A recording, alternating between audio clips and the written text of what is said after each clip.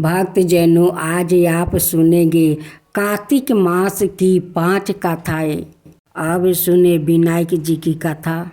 एक बार गणेश जी छोटे बालक के रूप में कटोरी में चावल और गिलास में दूध लेकर निकले। वो हर किसी से कह रहे थे कि कोई मेरी खीर बना दो, कोई मेरी खीर बना दो। वहाँ पर एक बुढ़िया माई बैठी थी। उसने कहा, लाओ मैं बना देती हूँ। वो छोटा सा बर्तन चढ़ाने लगी तो गणेश जी ने कहा कि दादी माँ, छोटी सी हांडी मत चढ़ाओ, तुम्हारे घर में जो सबसे बड़ा हांडी हो वो ही चढ़ाओ। बुढ़िया माई ने गणेश जी का मन रखने के लिए 12 हांडी चढ़ा दिया। वह देखती रह गई कि वो जो थोड़े से चावल उस बड़े हांडी में डाले थे वो तो पूरा भर गया है। गणेश जी ने कहा, दादी माँ, मैं नहा धोआ कर आता हूँ। जब खीर तैयार हो गई तो बुढ़िया माई के पोते पोती खीर खाने के लिए रोने लगे। बुढ़िया ने कहा, गणेश जी महाराज, तेरे भोग लगाना कहकर चूल्हे में थोड़ी सी खीर डाल दी और कटोरी भर कर बच्चों को दे दिया। बुढ़िया की पड़ोसिन ऊपर छत पर से देख रही थी तो बुढ़िया ने सोचा यह चुंगली कर देगी, इसलिए एक कटोरी भर कर उसे भी पकड़ा दिया। बेटे की बहू ने भी चुपके से एक कटोरी खीर ले जाकर खाई और कटोरा चौकी के नीचे छिपा दिया। अभी भी गणेश जी नहा कर नहीं आए थे और बुढ़िया को भी भूख लग रही थी तो वो भी एक कटोरी में खीर निकाल कर केवाड़ के पीछे बैठकर एक बार फिर कहा कि गणेश जी महाराज, आपके भोग लगे, यह कहकर खाना शुरू कर दिया। तभी गणेश जी आ गए। बुढ़िया माई ने कहा, आ जा रे गणेश, खीर खा ले, मैं तो तेरा ही इंतजार कर रही थी। तब गणेश जी ने कहा, दादी माँ, मैंने तो खीर पहले ही खा ली। बुढ़िया ने कहा, कब खाई? गणेश जी ने कहा, जब तेरे पोते पोती ने खाई तब खाई थी, जब तेरी पड़ोसन ने खाई तब खाई थी, और जब तेरी बहू ने खाई तब भी खाई थी, और अब तूने खाई तो मेरा पेट पूरा ही भर गया। बुढ़िया ने कहा, बेटा, तेरी सारी बात सच है, लेकिन बहू बेचारी तो सुबह से काम में लग रही है, तो फिर उसने खीर कब खाई? गणेश जी महाराज ने कहा, चौकी के नीचे देख, जूठा कटोरा पड़ा है, तूने तो मेरे भोग तो लगाया, वो तो बिना भोग के ही खा गई। बुढ़िया ने कहा, बेटा, घर की बात है, घर में ही रहने दो। अब बताओ, बची हुई खीर का क्या करूं? गणेश जी ने कहा, नगरी को जिमा दो। बुढ़िया माई ने पूरी नगरी जिमा दी, फिर भी हांडी खाली नहीं हुआ। जब राजा को यह बात पता चली तो राजा ने बुढ़िया को बुलवाया और कहा, क्यूरी बुढ़िया, ऐसा हांडी तेरे घर पर कहाँ से आया? ऐसा हांडी तो राजमहल में होना चाहिए। बुढ़िया ने कहा, राजा साहेब, इस हांडी को आप ले लो। राजा साहेब ने खीर का हांडी महल में मंगा लिया। लाते ही खीर में कीड़े मकोड़े, बिच्छू, कीड़े हो गया और दुर्गंध आने लगी। यह देखकर राजा ने बुढ़िया से कहा, बुढ़िया हंडी वापस ले जा, जा तुझे मैंने दिया। बुढ़िया ने कहा, राजा साहेब आप देते तो पहले ही कभी दे देते। यह हंडी तो मुझे मेरे गणेश जी ने दिया है।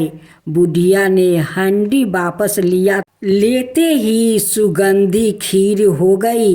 घर आकर बुढ़िया ने गणेश जी से कहा, बची हुई खीर का क्या करे। गणेश जी ने कहा, बची हुई खीर को झोपड़ी के कोने में खार खोद कर गाड़ दो। उसी जगह सुबह उठकर वापस देखेगी तो धन का 2-4 हंडे मिलेंगे। ऐसा कहकर गणेश जी अंतर्ध्यान हो गए। जाते समय झोपड़ी के लात मारते हुए गए तो झोपड़ी की जगह पर महल हो गया। सुबह बहू ने फवारा लेकर पूरे घर को खोद दिया तो कुछ भी नहीं मिला। बहू ने कहा, सासू जी थारो गणेश जी तो झूठो है। सास ने कहा, बहू मारो गणेश झूठो तो नहीं है, ला मैं खोदूं। वो सुई लेकर खोदने लगी तो टन टन करते 2 धन के कलश निकल आया। बहू ने कहा, सासू जी गणेश जी तो सचो ही है। सास ने कहा, गणेश जी तो भावनाओं का भूखा है। गजनंद गणेश जी महाराज, जैसा आपने बुढ़िया को दिया वैसा सबको देना। विनायक जी की कहानी कहने वाले, हुंकार भरने वाले और आस पास के सभी सुनने वाले सबको दे। अब आप सुने लक्ष्मी जी की कथा। एक बूढ़ा ब्राह्मण था। वो रोज पीपल को जल से सींचता था। और पीपल से रोज एक लड़की निकलती है और कहती है, पिताजी मैं आपके साथ जाऊंगी। यह सुनते सुनते बूढ़ा दिन पर दिन कमज़ोर होने लगा। तो ब्राह्मणी ने पूछा कि क्या बात है। ब्राह्मण बोला कि पीपल से एक लड़की निकलती है और कहती है कि वो भी मेरे साथ चलेगी। ब्राह्मणी बोली कि कल ले आना उस लड़की को। जहाँ 6 लड़कियाँ पहले से ही हमारे घर में है, वहाँ 7वीं लड़की और सही। अगले दिन ब्राह्मण उस लड़की को घर ले आया। और घर लाने के बाद ब्राह्मण आटा मांगने गया तो उसे पहले दिनों की अपेक्षा आज ज़्यादा आटा मिला है। जब ब्राह्मणी यह आटा सानने लगी तो लड़की ने कहा कि लाओ मैं सान देती हूँ। जब वो आटा सानने बैठी तो परात भर गया। उसके बाद माँ खाना बनाने जाने लगी तो लड़की बोली, आज रसोई में मैं जाऊँगी। तो ब्राह्मणी बोली कि ना, तेरे हाथ जल जाएंगे। लेकिन लड़की नहीं मानी और वो रसोई में खाना बनाने गई तो उसने तरह तरह के 36 व्यंजन बना डाली और आज सभी ने भर पेट खाना खाया। इससे पहले वो आधा पेट भूखे रह जाते थे। रात हुई तो ब्राह्मणी का भाई आया और कहने लगा कि दीदी मैं तो खाना खाऊंगा। ब्राह्मणी परेशान हो गई कि अब खाना कहाँ से लाऊंगी। लड़की ने पूछा कि माँ क्या बात है? उसने कहा कि तेरा मामा आया है और रोटी खाएगा, लेकिन रोटी तो सबने खा ली है, अब उसके लिए कहाँ से लाऊंगी? लड़की बोली कि मैं बना दूंगी, और वो रसोई में गई और मामा के लिए 36 व्यंजन बना दिया। मामा ने भर पेट खाया और कहा कि ऐसा खाना इससे पहले उसने कभी नहीं खाया है। ब्राह्मणी ने कहा कि भाई, तेरी पौनी भाजी है, उसी ने बनाया है। शाम हुई तो लड़की बोली कि माँ, चौका लगा के चौके का दिया जला देना, कोठे में मैं जाऊंगी।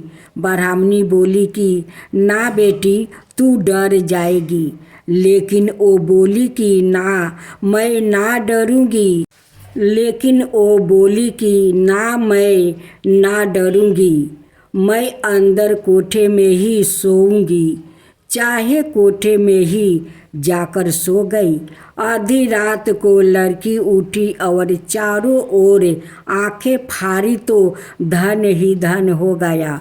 वो बाहर जाने लगी तो एक ब्राह्मण ने सो रहा था। उसने देखा तो कहा कि बेटी, तू कहाँ चली?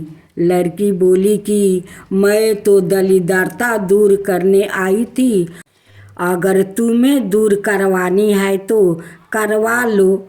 उसने ब्राह्मण के घर में भी आंखें से देखा तो चारों ओर धन ही धन हो गया। सुबह सवेरे सब उठे तो लड़की को ना पाकर उसे ढूंढने लगे कि पवानी बेटी कहाँ चली गई। ब्राह्मण ने बोला कि वो तो लक्ष्मी माता थी, जो तुम्हारे साथ मेरी दरिद्रता भी दूर कर गई। हे लक्ष्मी माता, जैसे आपने उनकी दरिद्रता दूर की, वैसे ही सबकी करना। अब सुने धर्मराज जी की कथा। किसी गांव में एक बुढ़िया रहती थी। वो बहुत नियम धर्म से व्रत रखा करती थी।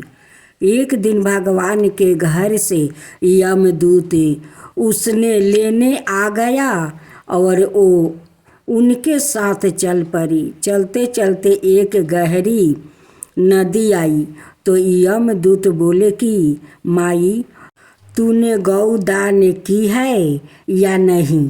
बुढ़िया ने उनकी बात सुनकर मन में श्रद्धा से गाय का ध्यान किया तो वो उनके समक्ष आ गई और बुढ़िया उस गाय की पोंछ पकड़कर नदी पार कर गई।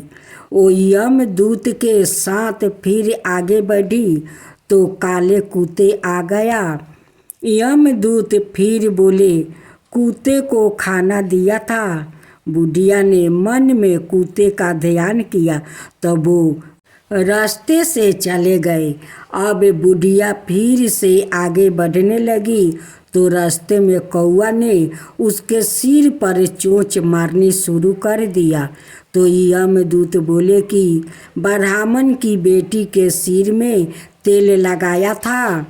बुढ़िया ने ब्राह्मण की बेटी का ध्यान किया तो कौआ ने चोंच मारनी बंद कर दिया। कुछ आगे बढ़ने पर बुढ़िया के पैर में कांटे चुभने लगे तो यमदूत बोले कि खराऊं आदि दान की है। बुढ़िया ने उनका ध्यान किया तो खराऊं उसके पैरों में आ गई। बुढ़िया फिर आगे बढ़ी तो चित्रगुप्त जी ने यमराज से कहा कि आप किसे लेकर आए हो? यमराज जी बोले कि बुढ़िया ने दान पुण्य तो बहुत की है, लेकिन धर्मराज जी का कुछ नहीं किया, इसलिए आगे द्वार इसके लिए बंद है। सारी बात सुनने के बाद बुढ़िया बोली कि आप मुझे सिर्फ 7 दिन के लिए वापस धरती पर भेज दो। मैं धर्मराज जी का व्रत और उद्यापन करके वापस आ जाऊंगी। बुढ़िया माई वापस धरती पर अपने गांव आ गई और गांव वालों उन्हें उसे भूतनी समझकर अपने दरवाजे बंद कर लिया। वो जब अपने घर गई तो उसके बहू बेटे भी दरवाजे बंद कर के बैठ गया। बुढ़िया ने कहा कि मैं भूतनी नहीं हूँ, मैं तो धर्मराज जी की आज्ञा से वापस धरती पर 7 दिन के लिए आया हूँ। इन 7 दिनों में मैं धर्मराज जी का व्रत और उद्यापन करूँगी, जिससे मुझे परलोक में जगह मिलेगी। बुढ़िया की बातों से आश्वस्त होकर बहू बेटे उसके लिए पूजा की सारी सामग्री एकत्रित करते हैं।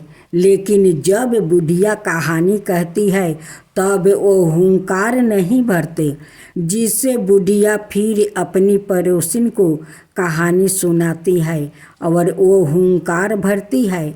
7 दिन की पूजा व्रत वो उद्यापन के बाद धर्मराज जी की बुढ़िया को लेने के लिए विमान भेजते हैं।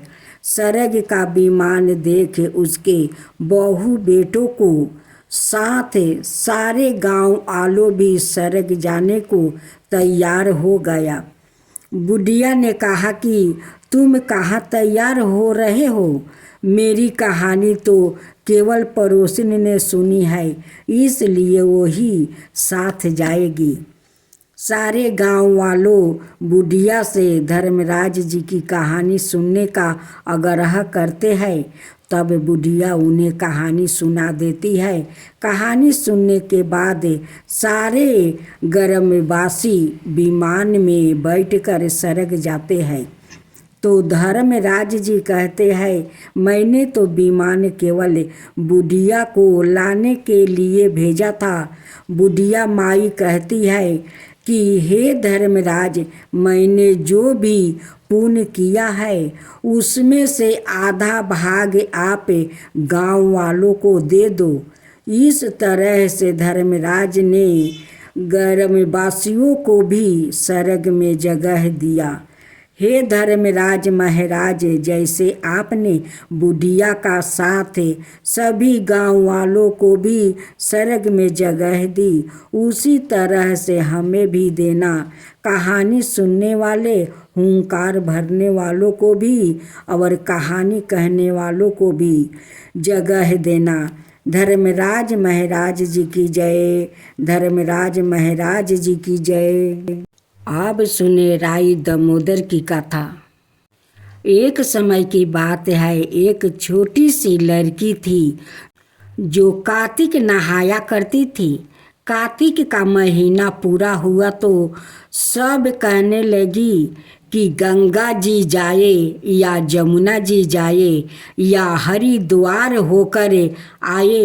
एक स्त्री बोली कि मैं तो राई दामोदर भगवान को जिमाऊंगी। सब पूछने लगी कि वो कैसे होते हैं।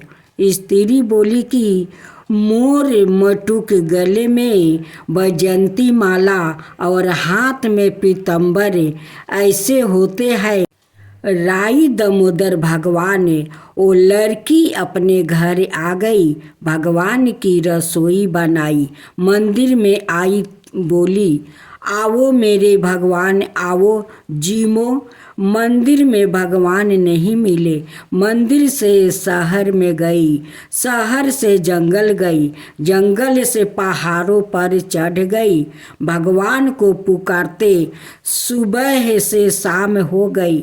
भगवान लड़की को पहाड़ पर चढ़ते देखा तो बोले कि यह तो ऊपर से गिरकर मर जाएगी और मेरे सिर इसकी हत्या लागेगी, इसे दर्शन देना ही होगा। भगवान ब्राह्मण का रूप धारण कर आए और बोले, चलो बेटा, मैं तेरा भगवान हूँ, तू मुझे जिमा दे। लड़की बोली कि नहीं, तुम मेरे भगवान नहीं हो। ब्राह्मण बोला कि तेरे भगवान कैसे है? उसने कहा, मेरे भगवान तो मेरा मटुक वाले गले में वैजंती माला पहने हुए है और हाथ में पीताम्बर लिए हुए है। ब्राह्मण बोला, अच्छा ऐसे है तो तेरा भगवान? हाँ ऐसा है मेरे भगवान। अब भगवान ने लड़की के सामने अपना चतुर्भुजा रूप दिखाया और लड़की खुश हो गई और बोली कि हाँ तुम ही मेरे भगवान हो। अब आगे आगे वो छोटी लड़की भाग रही थी और पीछे भगवान आ रहे थे। भागते भागते संग की सहेलिया से बोली कि मेरे घर मेरे भगवान आए हैं। उनमें से किसी एक ने कहा कि देखो तो इसके भगवान कैसे है। जिनके भाग्य में भगवान के दर्शन लिखे थे उन्हें हो गया। हे राई दामोदर भगवान, जैसे आपने लड़की को दर्शन दिया वैसा ही सभी को देना। अब सुने माँ तुलसी की कथा। कार्तिक महीने में एक बुढ़िया माई तुलसी जी को सींचती और कहती कि हे तुलसी माता, सत्य की दाता, मैं बिलरा सींचू तेरा, तू कर दे निस्तार मेरा। हे तुलसा माता, अडूबा दे लडूबा दे, पीतम्बर की धोती दे, मीठा मीठा गस दे, बैकुंठ में बास दे, चटक की चाल दे, मटक की मोत दे, चंदन का काठ दे, रानी सा राज दे, दाल भात का भोजन दे, 11 की मौत दे, कृष्णा जी के कंधा दे। तब तुलसी माता यह सुन कर सूखने लगी। तो भगवान ने पूछा कि हे तुलसी, तुम क्यों सूख रही हो?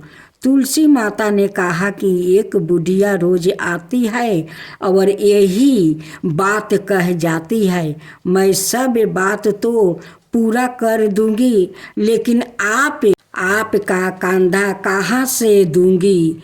तो भगवान बोले, जब वो मरेगी तो मैं अपने आप कंधा दे दूंगा। जब बुढ़िया माई मर गई सब लोग आ गए। जब माई को ले जाने लगे तो वो किसी से ना उठी। तब भगवान एक 12 बरस के बालक का रूप धारण करके आए। बालक ने कहा, मैं बुढ़िया के कान में एक बात कहूँगी। सबने कहा, तू भी अपने मन की कर ले बेटा। बालक बुढ़िया के पास गया और कान में कहा, बुढ़िया माई, मन की निकाल ले, तू बिलरा सींच मेरा, मैं करूँ निस्तार तेरा। बुढ़िया माई अडूबा ले लडूबा ले, पीतम्बर की धोती ले, मीठा मीठा गस ले, बैकुंठ का बास ले, चटक की चाल ले, मटक की मोत ले, कृष्णा जी के कंधा ले। यह सुनकर बुढ़िया माई हल्की हो गई। अब भगवान ने कंधा दिया और बुढ़िया माई को मुक्ति मिल गई। हे तुलसी माता, जैसे बुढ़िया माई को मुक्ति दी वैसे सबको देना।